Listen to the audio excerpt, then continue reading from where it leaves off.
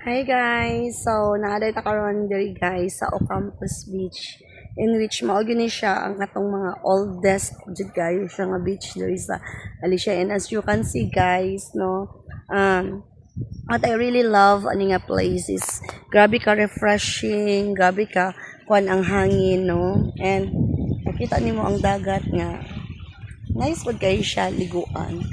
So, must try guys if you want ka ng mag chill chill ka and then gusto ka nga ng dili kayo init, so recommended jud kay ni siya nga kanang beach resort, no, and friendly po ni siya, budget friendly po ni siya kaayo.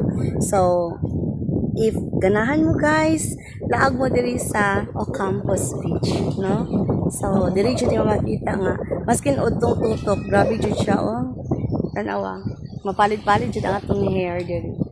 Kaya lang kay nakapugong man ta, no? So ina na ang atong look if naata diri dili ta haggard tanawon, no?